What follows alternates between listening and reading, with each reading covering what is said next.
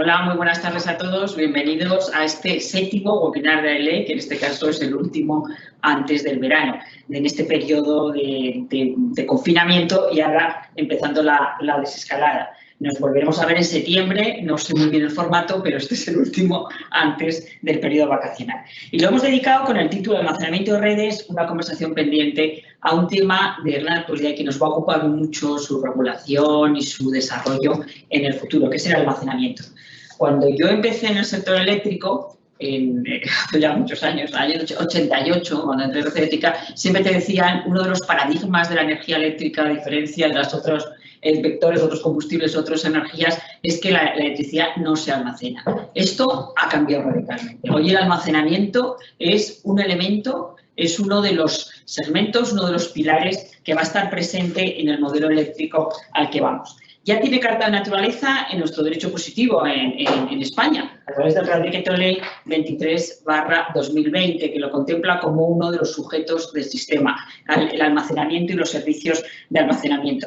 Venía dado ya y era una obligación de la Directiva del Paquete de Energía Limpia para los ciudadanos europeos, la figura del almacenamiento, había que transponerlo, tenía que estar en vigor antes del 1 de enero de 2021. Y el proyecto de ley de cambio climático, actualmente en tramitación parlamentaria y en plazo de enmiendas al articulado, también lo recogía. Pero ya el Real Decreto Ley 23/20 lo ha anticipado y ya existe, por tanto, como figura, como sujeto del sistema eléctrico, como uno de los sujetos que contribuyen al suministro de electricidad.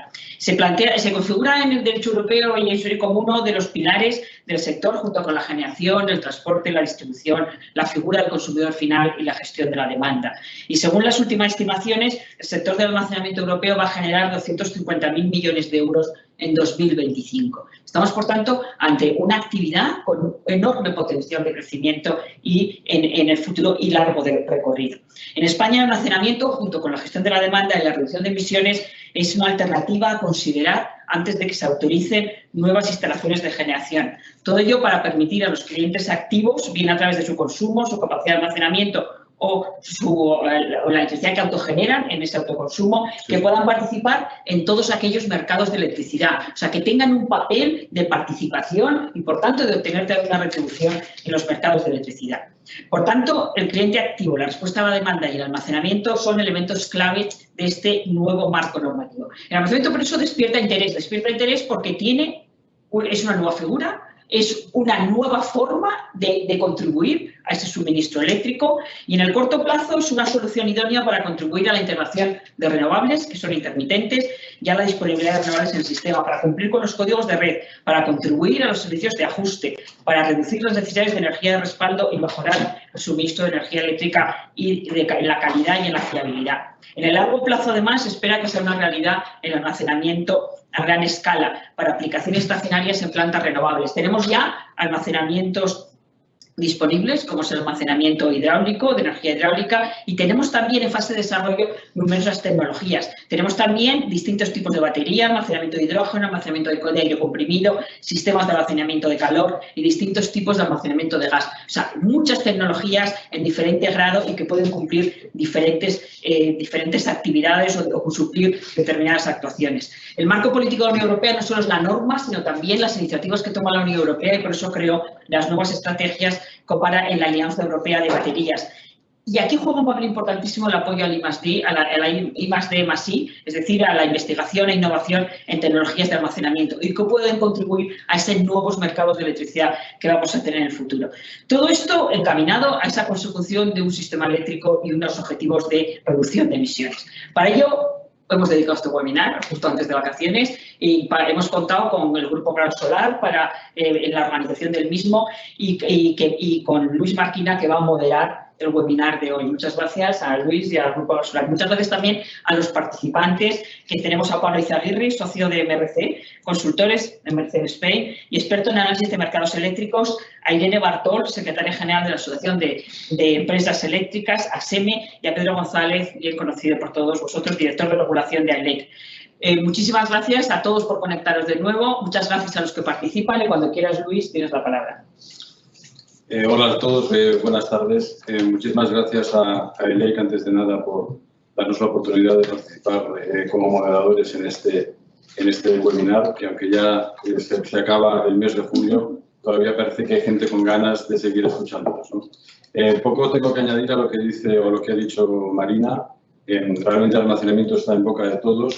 Yo creo que hemos asistido en los últimos 5 o 6 meses a no menos de 10 o 12 sesiones de trabajo organizados por en diferentes foros y por diferentes actores acerca del almacenamiento, lo que viene, cuál va a ser su evolución tecnológica, cuál va a ser su afectación a la calidad del suministro de la red, cómo puede impactar incluso en los precios. Es decir, hemos recibido múltiples inputs de cómo va o qué puede pasar y, sin embargo, no hemos escuchado todavía la voz de quien creemos que es un actor principal, que es el receptor de toda esa masiva entrada de energía renovable, que es la distribución, ¿no?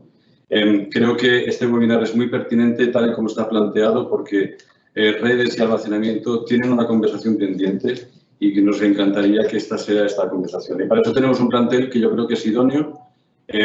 Por un lado, contamos con Irene Bartol, que representa a la pequeña distribución. Tenemos a Pedro González, que representa a la gran distribución.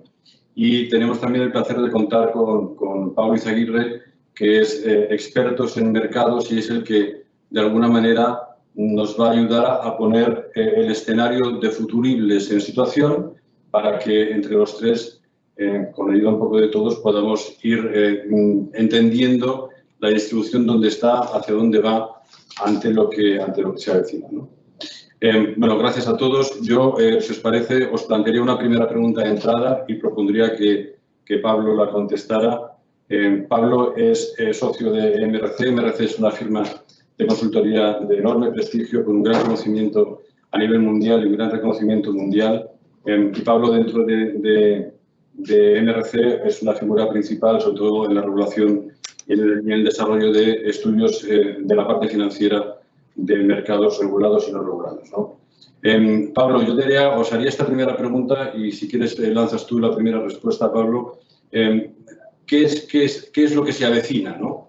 Se avecina una fuente ingente de energía renovable que es inviable sin almacenamiento. Eso es una oportunidad, eso es un problema. Desde el punto de vista del mercado, ¿qué fotos sois capaces de hacer vosotros ahora y qué va a haber que hacer para que todos los actores puedan encontrar su lugar en este futuro que viene? Hola, buenas tardes a todos y gracias Luis y Marina por las introducciones. Bueno, como ha comentado Luis, voy a intentar dar una visión un poco desde fuera del mercado.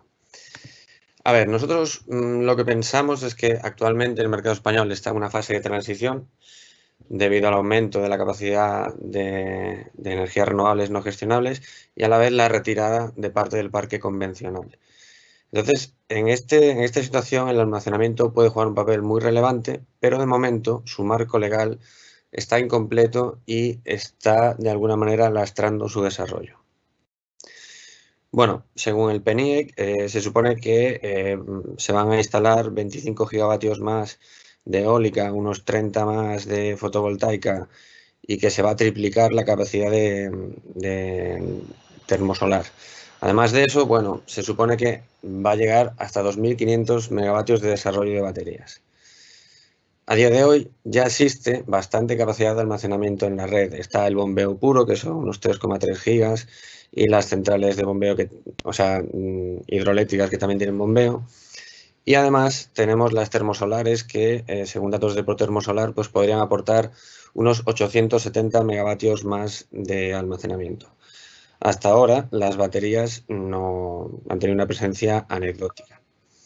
Bueno, hay que decir que el sistema tiene una sobrecapacidad abundante a día de hoy, pero que poco a poco los ciclos combinados van a tener que ir sustituyendo a la producción de las centrales de carbón y de las nucleares eventualmente. Entonces su capacidad de dar flexibilidad al sistema se va a ver reducida.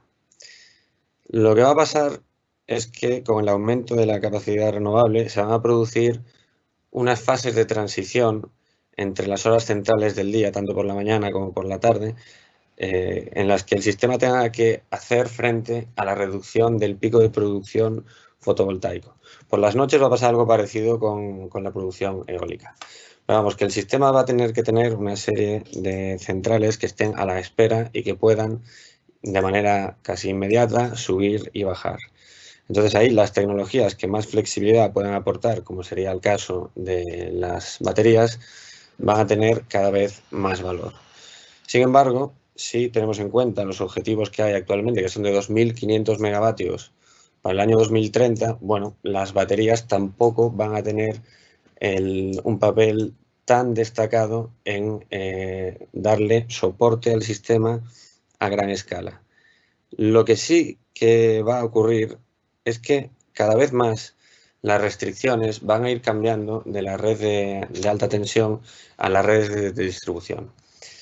En algunas redes que tienen una penetración muy alta de energía fotovoltaica distribuida, como es el caso de Queensland o de Australia del Sur, durante las horas centrales del día las redes de distribución pasan a ser generadores. Se invierte el flujo, bueno, la dirección normal de los flujos. Y esto conlleva muchos problemas para los gestores de las redes y en casos extremos lleva al curtailment, al corte que la red no puede admitir el suministro y tienen que cortarlo. Aunque también hay que decir que en esas redes la verdad es que están mucho menos malladas que las españolas. Entonces nosotros lo que vemos es que ese desplazamiento que se va a producir de las restricciones, que se van a dar cada vez más en baja tensión, va a provocar que las compañías de distribución se enfrenten a un gran desafío que o bien aumentan las inversiones en el mallado y flexibilidad de sus redes o van a ver cómo cae la calidad del servicio en sus redes. Y eso conlleva una serie de penalizaciones que van a tratar de evitar. Entonces, como fuentes de flexibilidad en la red de distribución, nosotros vemos el aumento del mallado, que es básicamente invertir en nuevas líneas, la presencia de almacenamiento y después la gestión de la demanda. Si bien en España, al menos de momento, este último mecanismo se ha desarrollado muy poco.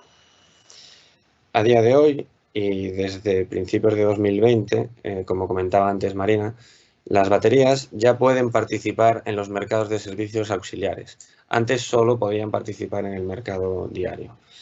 Entonces ahora lo que pueden hacer es combinar varias actividades y conseguir así aumentar sus beneficios. Lo que pasa es que el mercado español presenta unos precios bastante planos y la rentabilidad que puede obtener una batería simplemente por participar en el mercado diario es bastante reducida. Para que una batería resulte rentable, tiene que tener una eficiencia del 76%, teniendo en cuenta cuál es el spread de precios máximos y mínimos que se da normalmente en el mercado español. Esta eficiencia es mucho más alta que en otros países europeos como serían el Reino Unido, Francia o Alemania, en las que el nivel medio de eficiencia para resultar rentable está sobre el 55%. Por otra parte, la capacidad para proveer servicios auxiliares está un poco mermada por ciertas barreras legislativas que actualmente hay, como puede ser el tamaño mínimo de las áreas de regulación, que son 200 megavatios, demasiado para hacerlo solo con baterías, o la imposibilidad de participar en el sistema de resolución de restricciones técnicas, que sería además el mercado más favorable para las baterías, ya que en ese mercado la localización física de las unidades determina cuál es la rentabilidad que vayan a tener. Entonces, nosotros pensamos que de momento las señales de precios no han sido suficientes para el correcto desarrollo del almacenamiento que se necesita y que por ello es necesario que se desarrollen algunos mecanismos de apoyo específicos para las baterías, bien sea a través de un sistema de pagos por capacidad, como se ha hecho en Irlanda o Italia o el New England, el mercado de Nueva Inglaterra, o mediante subastas específicas que estén solo centradas en almacenamiento, como también ha hecho Italia o el Reino Unido para algunos servicios y también Francia. Y bueno, pues nada, básicamente resumiendo, la idea es que es necesario que se complete el marco regulatorio y es necesario que ese marco regulatorio se centre en el papel de las baterías en las redes de distribución y no tanto en la alta tensión. Muchas gracias, Pablo. Muy interesante. Irene, antes déjame que te presente. Eres socia de Beria Legal y la secretaria general de la Asociación de Empresas Eléctricas, ASEME. Recoges a más de 80 pequeñas distribuidoras, entendiendo por pequeña distribución aquella que no tiene más de 100.000 clientes, 20 años de experiencia en el sector energético, en regulación. En fin, creo que eres una persona idónea para darnos la foto de la pequeña distribución en función de lo que ha dicho Pablo y en función de cómo ves también el futuro del almacenamiento y la distribución.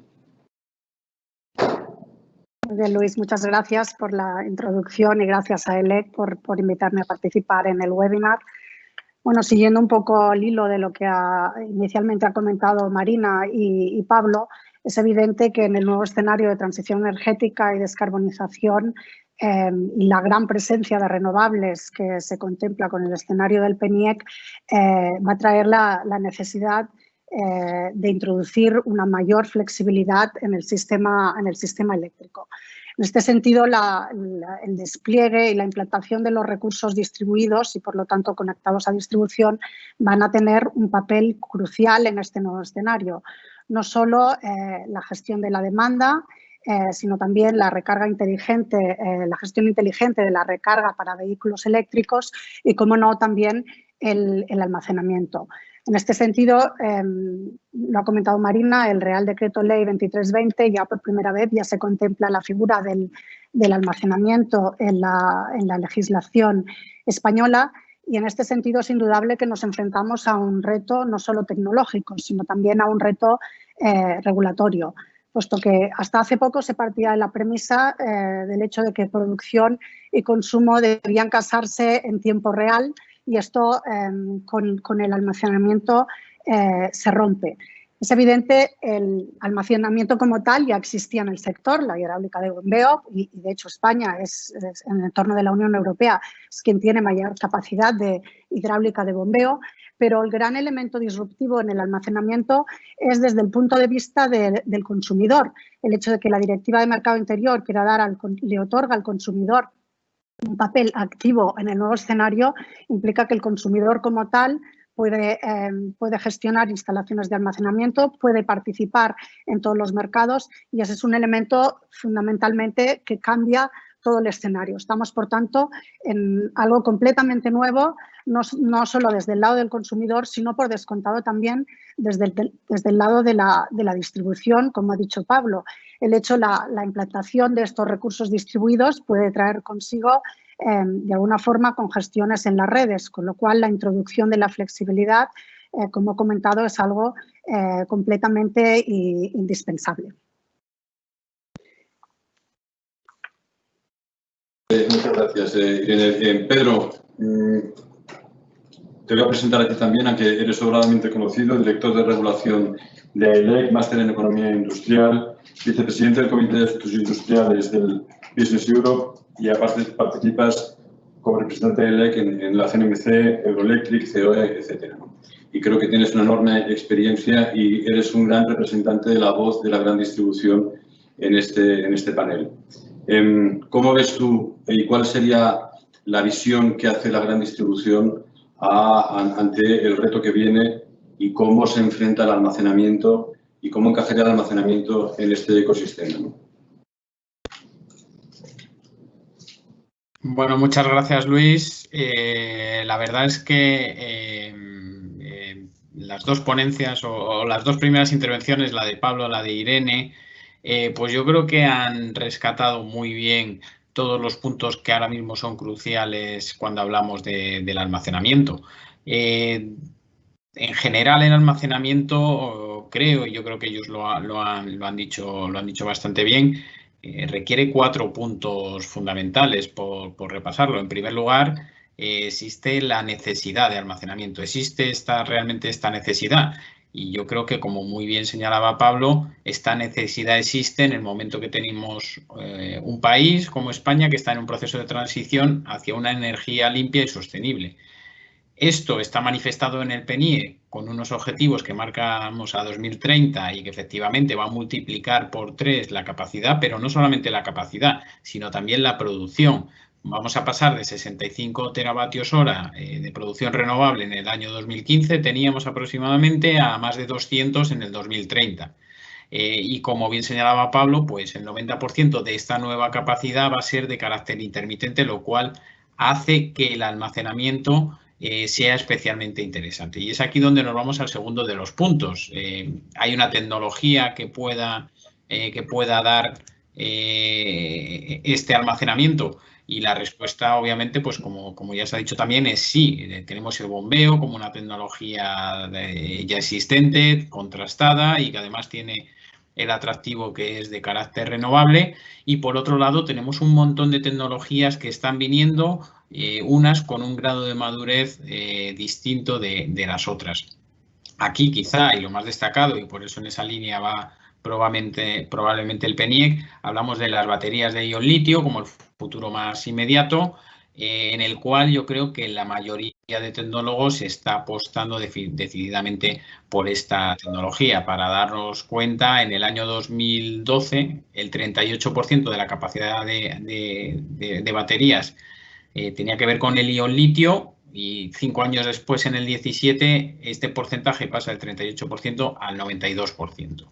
Y esto, como todo el mundo entiendo que comprende, se debe fundamentalmente a la industria de la automoción, que es la que está apostando decididamente por este tipo de tecnología y es la que está siendo capaz de reducir los costes y las expectativas de reducción de costes más pronunciadamente. Por tanto, esperamos que sea una de las tecnologías líderes en los próximos años. Por supuesto, también, como ha dicho antes Pablo, existen otras soluciones. La termosolar, también está el hidrógeno. Cuando hablamos de almacenamiento no hablamos de una única tecnología, hablamos de distintas tecnologías y la cuestión es que están o van a estar o están en proceso de maduración y por tanto nos vamos al punto más destacado que lanzaba Irene. Bueno, necesitamos una regulación para dar cabida a todo esto y la regulación no tiene otra cosa, otro fin más sencillo y también más complejo a la vez, que es dar señales claras a todos los agentes para que inviertan en estos elementos y puedan apostar por ellos. Aquí vemos algunos casos realmente necesarios de corregir en cuanto a la regulación. El caso de los procesos administrativos, ¿no? El caso más claro siempre creo que lo hemos tenido en el bombeo, en el cual a través de un montón de procedimientos administrativos y tramitaciones se da el caso de que dura más el proceso de tramitación que incluso el de la obra civil, y hablamos de que la obra civil pueden ser periodos de 2 a 4 años y que por tanto esto es algo que hay que corregir si queremos que se cumpla que en el PNIEC en 2030 haya bombeo, ¿no? O por lo menos esos 3.500 megavatios que se proponen. Pero en cuanto a la regulación, lo que tiene que asegurar básicamente es dar igualdad de oportunidades a todos los agentes. Y aquí ya lo decía Marina, lo habéis recogido anteriormente también, como el Real Decreto Ley da cabida a la directiva y se incluye en la definición las instalaciones de almacenamiento para que puedan ser titularidad de distintos sujetos del sistema eléctrico y además puedan participar en el mercado de producción. Y aquí me gustaría añadir que hay otro elemento también muy interesante, que es la posibilidad de hibridar las plantas con almacenamiento, algo que luego yo creo que podemos comentar, introduce un elemento bastante interesante. Pero en cuanto al almacenamiento en sí, es relativo, es necesario que haya una regulación explícita. En principio creemos que no.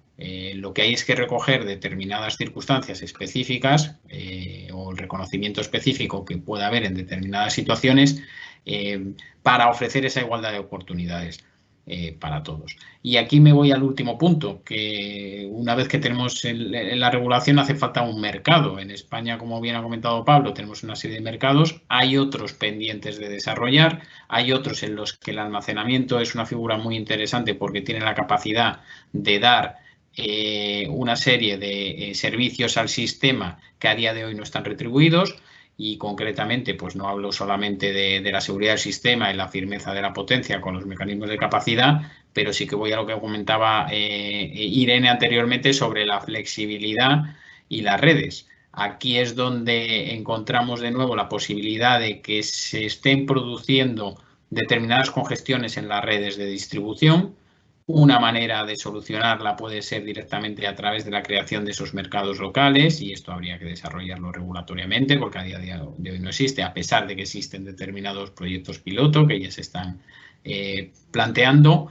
La otra cuestión es si los distribuidores deben de tener estos elementos de almacenamiento incorporados como propio activo de las redes, y esto es otro de la casuística que viene recogida en la directiva y que también habrá que analizar y que creo que también tiene todo el sentido. Por tanto, estos son los 4 elementos que yo creo que a día de hoy configuran lo que va a ser el desarrollo del almacenamiento, y que creo que seguiremos hablando sobre ellos, pero pongo aquí fin a mi primera intervención.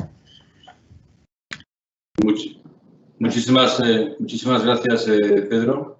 ¿Me estás haciendo bien? Pues sí. Muchísimas gracias, Pedro. Aparte de tu último comentario, me da pie a una pregunta que sí quisiera lanzarle a Irene, ¿no? Irene, la pequeña distribución va a afrontar todo el almacenamiento, todo este flujo de energía. Entiendo que con una necesidad de nuevas inversiones, ¿no? Hablaba Pedro de la necesidad de crear un mercado local, de quién va a ser el propietario de esas inversiones. Es decir, la distribución puede ser la propietaria de servicios de baterías que mejoren o que den en calidad y consistencia a la inyección de renovables, o es un servicio que va a poder subcontratar a un tercero en un entorno que tiene que estar regulado, como bien decía Pedro. ¿Compartes un poco esta foto? Bueno, que es indudablemente con el nuevo escenario de introducción masiva de renovables y conectados a la red de distribución y recursos distribuidos, indudablemente van a haber congestiones. Eso es una realidad, con lo cual hay que ver qué ocurrirá con esto. Sí que hay que tener en cuenta que la Directiva de Mercado Interior ha sido quizás excesivamente estricta a la hora de regular la posibilidad de que la distribución, los distribuidores puedan gestionar y explotar y poseer instalaciones de almacenamiento, puesto que lo restringe en gran manera. Sí que es verdad, habría que tener en cuenta, la propia directiva introduce la posibilidad de que se contemplan excepciones, en el sentido de que cuando el mercado no sea lo suficientemente maduro o no haya un interés de terceros, se pueda dar la posibilidad al distribuidor de gestionar, poseer y explotar estas instalaciones de almacenamiento. Con lo cual, desde este punto de vista, la transposición que de la Directiva de Mercado Interior debe hacerse por parte de los Estados miembros y también de España debería contemplar desde el punto de vista esta posibilidad. Esto es importante. En todo caso, para que al margen de esto y para que la implantación de los recursos distribuidos y también del almacenamiento sea una realidad, es evidente que la digitalización resulta del todo imprescindible para conseguir, como quiere el PNIEC, un sistema eléctrico descentralizado y enfocado hacia la transición energética y la descarbonización. No sé, Luis, si he respondido a tu pregunta. No, ha respondido de sobra. Luego, si acaso queda algún matiz, volveremos sobre el tema, porque Javier Mon nos pregunta algo que yo creo que es idóneo para Pablo. ¿Qué perfil de cliente es el que podría tener interés en participar en el mercado de almacenamiento? Pablo, esa es tuya. Bueno, acabo de leer la pregunta yo también. Perfil de cliente, yo diría, ahora mismo hay solo 2 opciones viables. Una sería participar como arbitrajista y proveedor de servicios auxiliares en los mercados de balance, y ahí podría valer cualquier empresa que funcione como agente del mercado actualmente, un trader o un optimizador de portfolio, como las empresas que han estado ahora básicamente ofreciendo sus servicios para reducir los desvíos a los participantes del mercado. Sin embargo, lo que nosotros estamos diciendo es que la parte más prometedora es la de ofrecer servicios a las empresas de distribución. Y ahí el perfil sería un poco distinto, porque esto sería la creación de una especie de contrato de leasing con la distribuidora, en la que la empresa simplemente tendría que operar según las instrucciones que le dé la compañía de distribución, entonces sería un operador normal de una infraestructura, no tendría que estar pensando en optimizar los ingresos a conseguir en el mercado, porque sus ingresos no vendrían de ahí, sería un ingreso fijo anual. Gracias, Pablo. Pedro, ¿tú compartes esta visión? Tanto la que plantea Irene como la que plantea Pablo.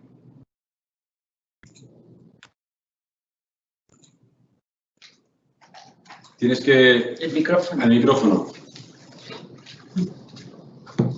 Disculpad. Sí. Yo creo que Irene ha recogido muy bien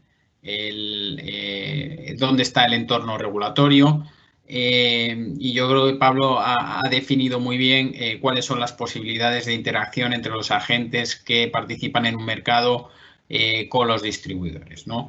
Un papel que realmente habrá que definir claramente. Y es que aquí las dos posibilidades entiendo que van a tener lugar y van a tener cabida.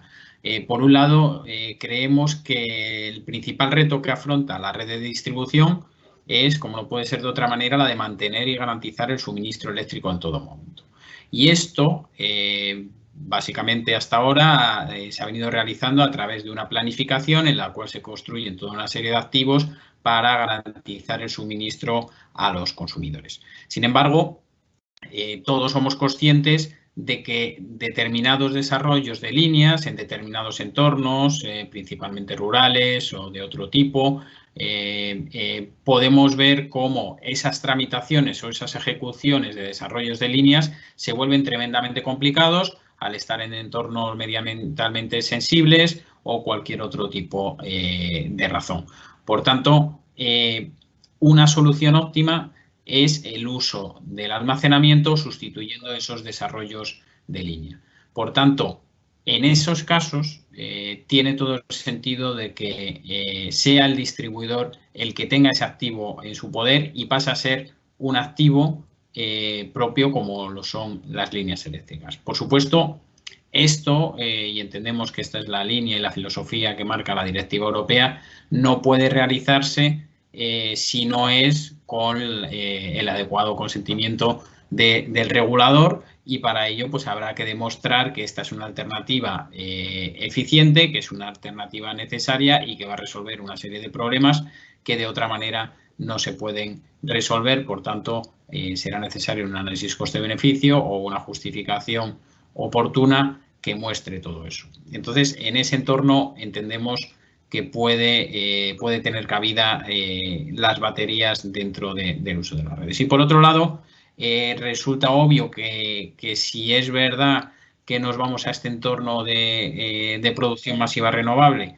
que si es verdad que, por otro lado, vamos a tener cada vez una participación mucho más activa de los consumidores, y no solamente de los consumidores gestionándose una demanda, sino también pudiendo inyectar energía a la red a través de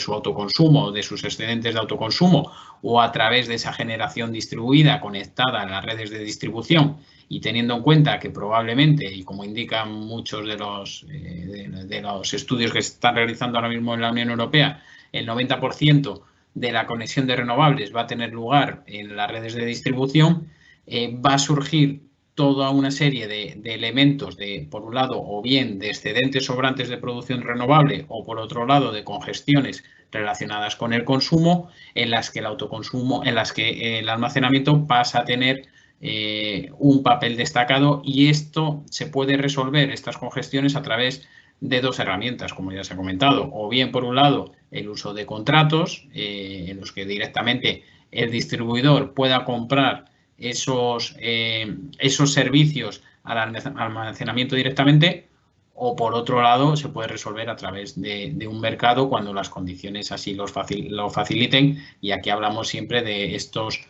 mercados locales, que yo creo que son una apuesta que se están relacionando o que se está llevando a cabo en toda Europa, en España también, y que habrá que ver en qué productos desarrollan, cómo se desarrollan y cómo van a interaccionar e interactuar con el distribuidor, y cuál va a ser el rol del distribuidor a la hora de adquirir estos servicios y que, por supuesto, para el distribuidor tendrá que tener un elemento que no suponga o no ponga en riesgo su retribución, sino más bien lo contrario, suponga un incentivo para actuar de manera eficiente, poder evitar inversiones en la red y poder a la vez maximizar la producción renovable.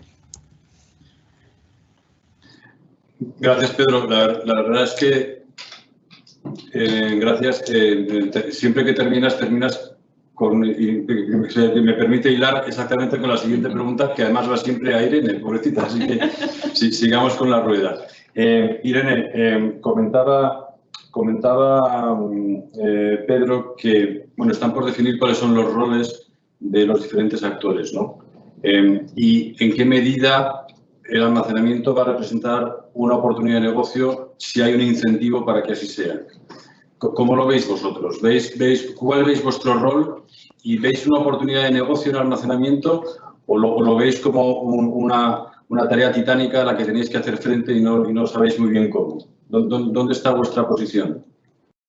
Bueno, primero, hilando con la intervención anterior, pues primero habrá que ver desde el punto de vista regulatorio cómo se transpone la Directiva de Mercado Interior respecto al almacenamiento y la relación con los distribuidores. Eso, por una parte, es evidente. Que desde el punto de vista general, pues tiene que haber los incentivos necesarios para que el almacenamiento sea una realidad.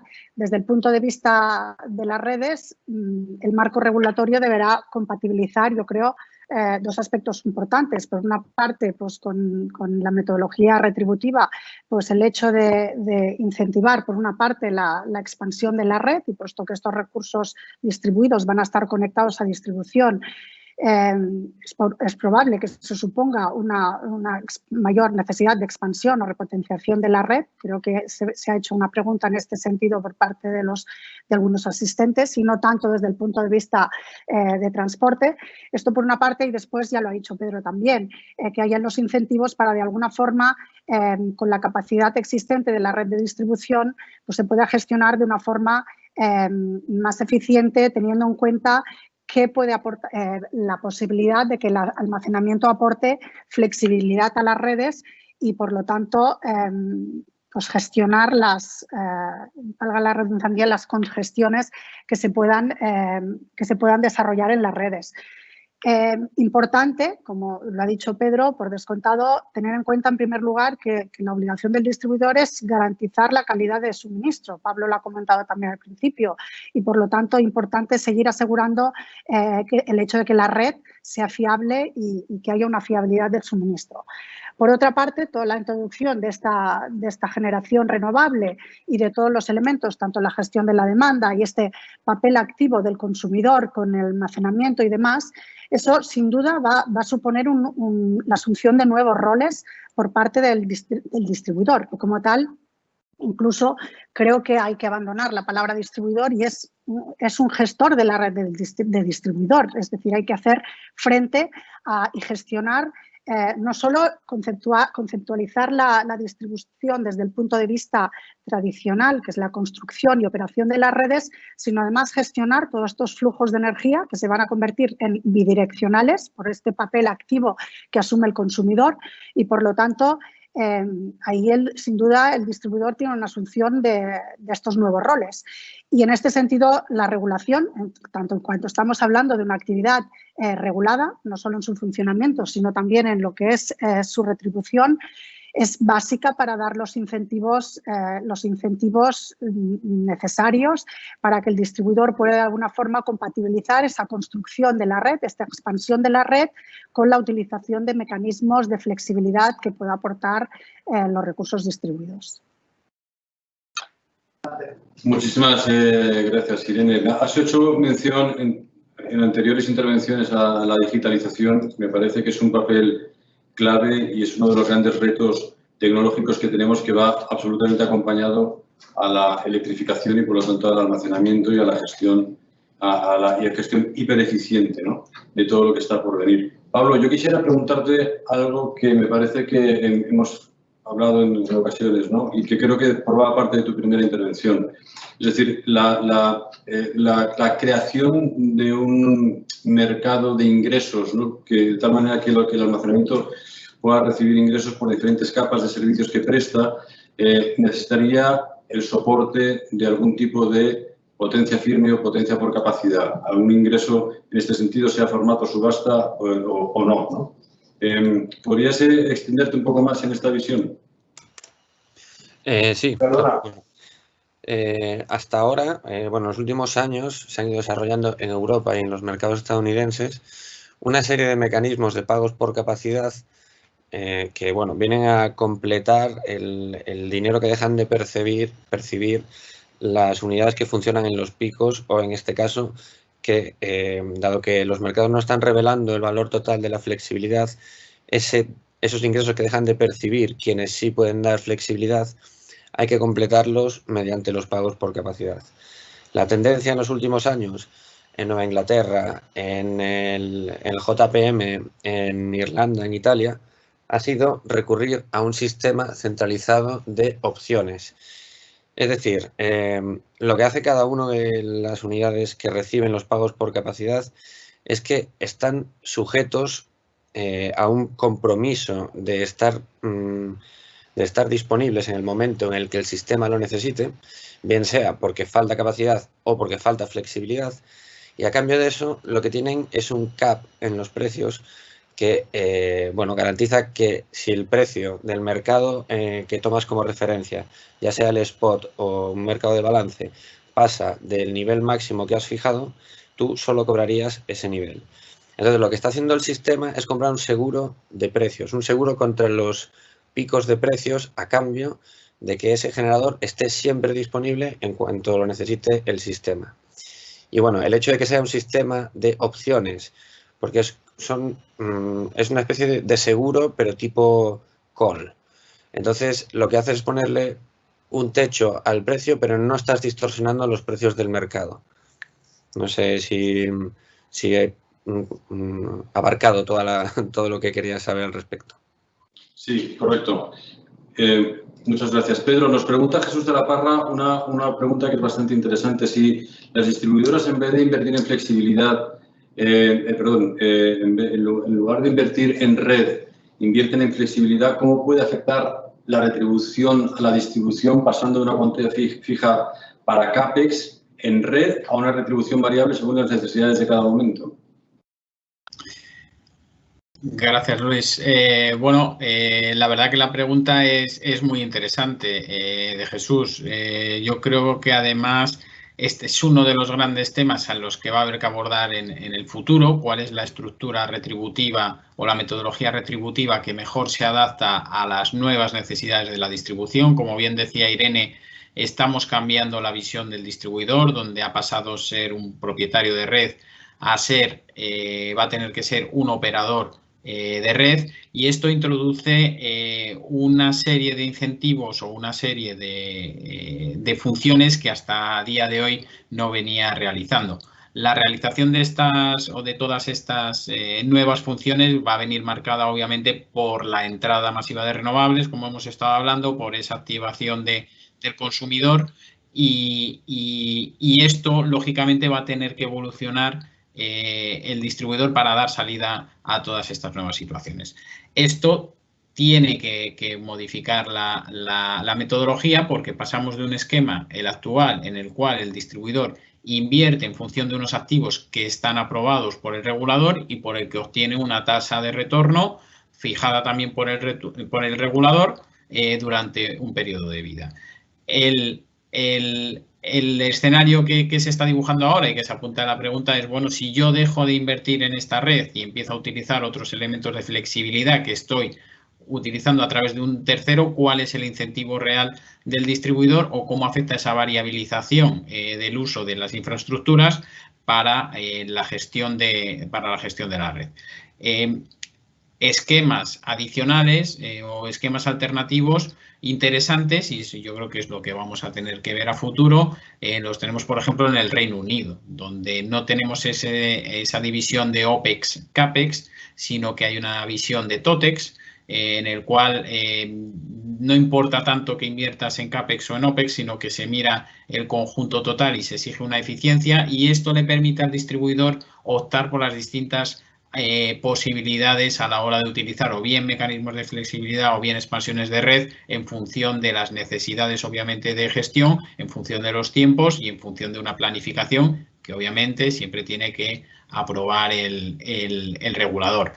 Y este tipo de modificaciones yo creo que son muy interesantes, yo creo que hay tiempo para verlas, yo creo que hay tiempo para analizarlas, y lo que está claro es que en función de que el escenario vaya cambiando, el escenario real al que nos vemos afectados, pues habrá que ir adaptando la metodología retributiva a esta nueva realidad, y ejemplos tenemos.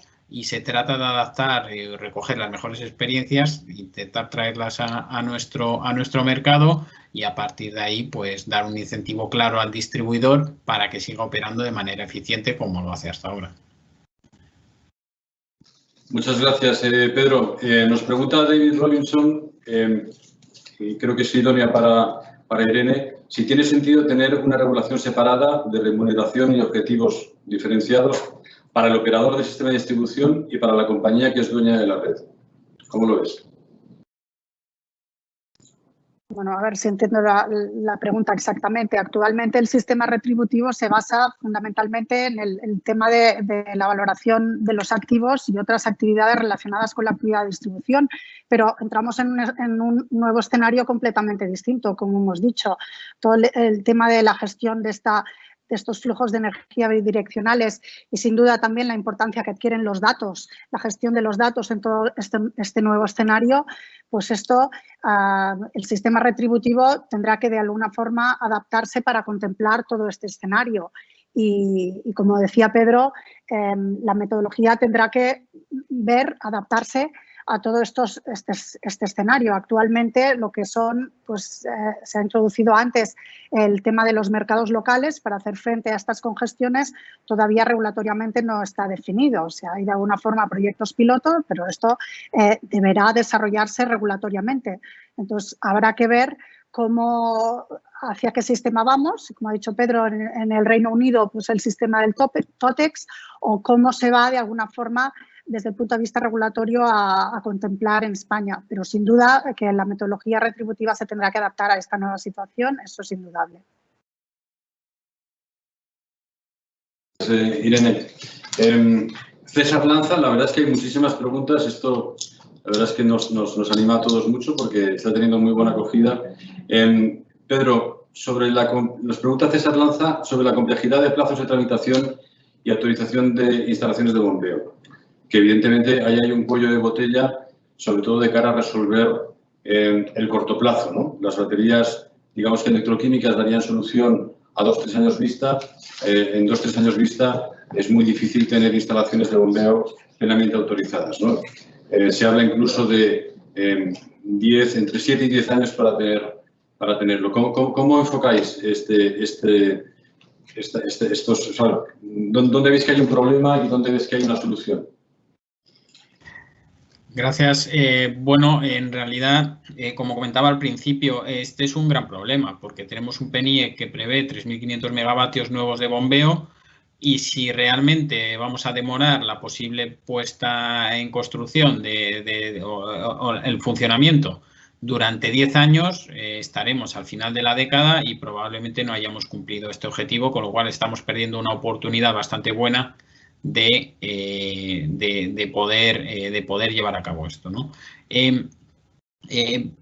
Parte de todo esto no es la obra civil, parte son los procedimientos administrativos previos, las tramitaciones, etcétera, que se vuelven terriblemente largos, y por tanto habría que buscar algún tipo de agilización. Yo creo que hay una propuesta en el proyecto de ley, en el artículo 13, que hace referencia a esto. Hay un primer apartado en el cual se exhorta, digamos, a la administración para que agilice todos estos procedimientos.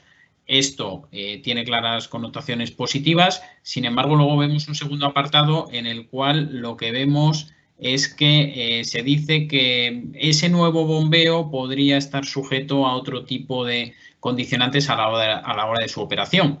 Y esto es precisamente algo que creemos que va en contra del primer apartado, es decir, por un lado se buscan agilizaciones, por otro lado vemos que se introduce una incertidumbre sobre qué pasa, voy a tener un activo que no voy a poder operar en función de las señales del mercado porque puede haber otras consideraciones, por tanto, esto creemos que va en la línea negativa. Y si me permites, Luis, un pequeño punto sobre la cuestión anterior, de la pregunta de David Robinson. Yo creo que David, como siempre, va un paso por delante de los pensamientos de todo el mundo, ¿no? Y ya está apuntando posibles mecanismos retributivos diferenciados entre un DSO, un DNO, etcétera. Esta es una posibilidad pues que también habrá que explorar. En principio, no parece que sea muy intuitiva por el hecho de que podría introducir incentivos completamente opuestos entre uno y otro, y lo que hay que buscar es una optimización global de la función del distribuidor en toda su concepción, de manera que todo funcione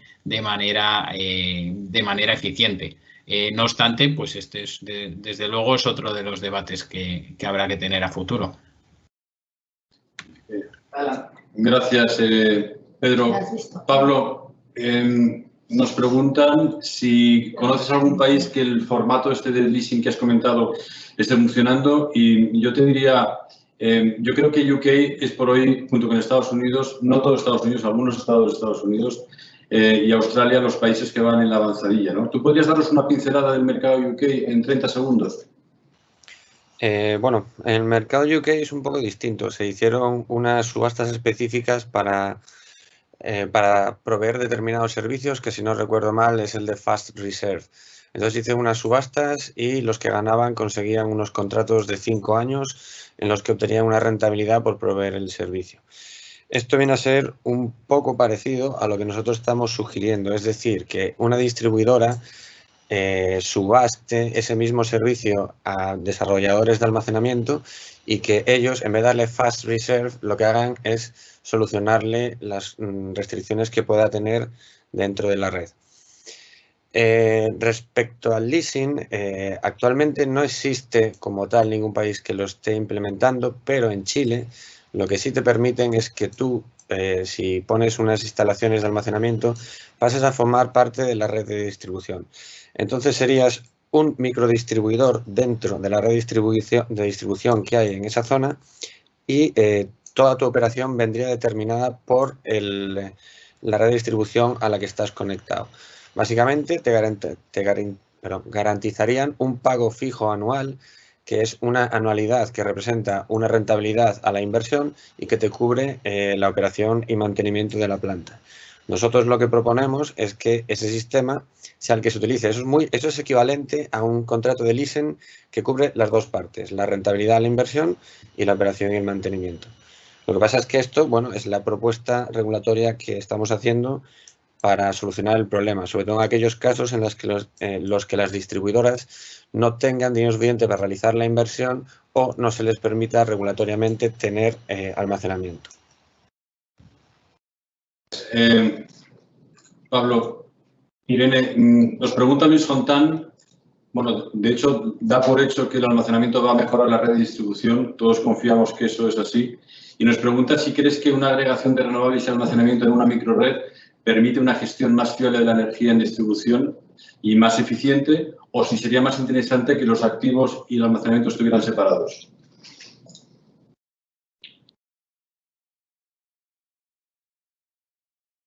Para Pablo, para mí, no me ha quedado claro, Luis, perdona.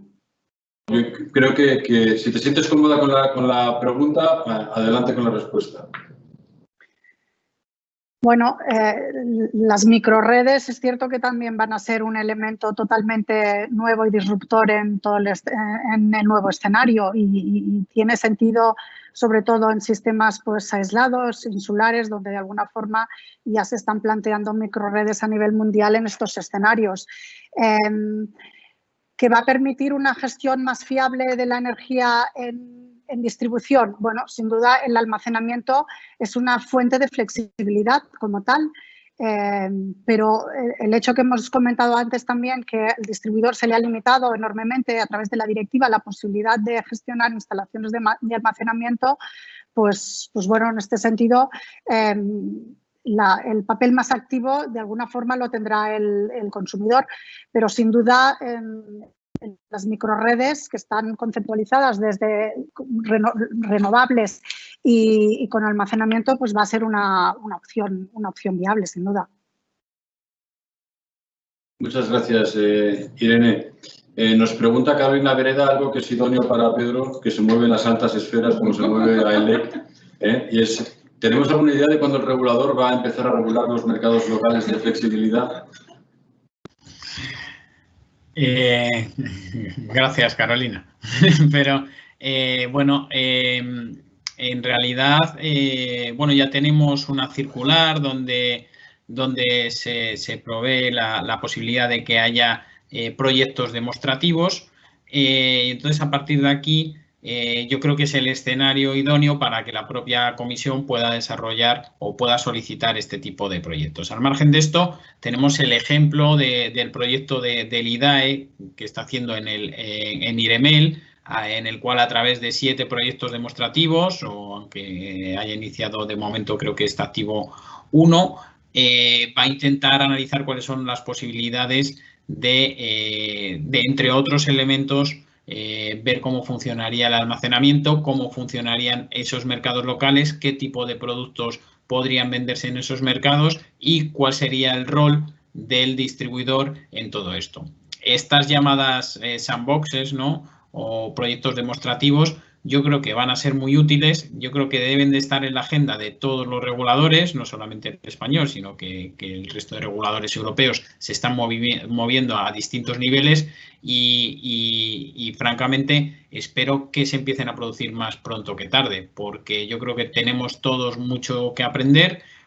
Hay muchas cuestiones regulatorias que solucionar, hay que avanzar en cuál puede ser este esquema, como comentaba ahora Pablo, de contratación del distribuidor con estos elementos. Como avanzaba Irene, cuáles son las opciones en las que tiene todo el sentido que el distribuidor sea el propietario de la batería. Y en todo este entorno, pues esperamos que a través de las próximas, ya tenemos, digamos, la coartada a través de la circular, pues que podamos empezar a poner en marcha algún tipo de proyecto demostrativo, como por ejemplo el que se está intentando lanzar en Futured, que Futured, como sabéis, es una asociación que combina a todos los desarrolladores de red y que está tratando de visualizar cuáles deberían ser los elementos de desarrollo de este tipo de mecanismos de flexibilidad. Yo no lo limitaría solamente a mercados locales, sino hablaría en general de mecanismos de flexibilidad.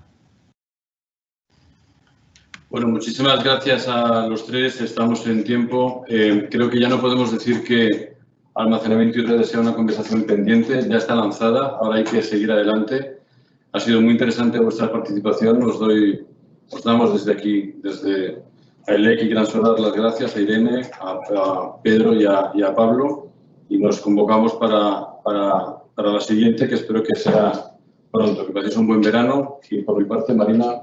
Bueno, muchas gracias, Luis. Realmente yo creo que ha estado, decías muy interesante, pero es verdad, es muy interesante y ha estado, aquí ya nos hemos divertido también viendo tantas preguntas y que ha sido muy interactiva. Se ha puesto en manifiesto algo que muchas veces cuando se habla de almacenamiento hasta ahora, entre esos muchos que ha habido de almacenamiento, no se ponía algo que queríamos centrar aquí, la importancia en la relación, esa conversación pendiente que decía Luis, con las redes de distribución. Decíais también el 90% de las renovables, que se dicen los estudios de la Unión Europea, se van a conectar a las redes de distribución. Aquí surgen múltiples vertientes que hemos visto en esta tarde y en esta conversación. Hemos hablado de ese modelo de transición que decía Pablo, estamos en transición, en esa transición de entrada masiva de renovables y retirada de generación convencional, y transición en el propio día para cubrir la demanda. Y en esa transición y en ese modelo al que vamos se han planteado elementos importantes, desde nuevas figuras regulatorias, como señalaba Pablo también, que a los juristas esto les interesa, esa especie de contrato de leasing que no sé cómo se llamará, pero seguro que tendrá otro nombre, en que hay contraprestaciones diferentes, pero sobre todo ese papel del distribuidor que ha señalado Irene y que ha señalado Pedro. En esos mercados de flexibilidad, decía Irene, no es la palabra distribución, no se trata de operar y mantener la red, de invertir la red, se trata también de gestionar una red diferente. Allí hay hibridación, hay generación, había preguntas si renovable con almacenamiento, hay también el papel de la demanda y de la agregación de la demanda, y esto unido no solo a nuevas fórmulas jurídicas, sino unido también a un elemento que no creíamos que íbamos a hablar, que es la retribución. La retribución de la metodología, la circular que tenemos, acoge este nuevo modelo,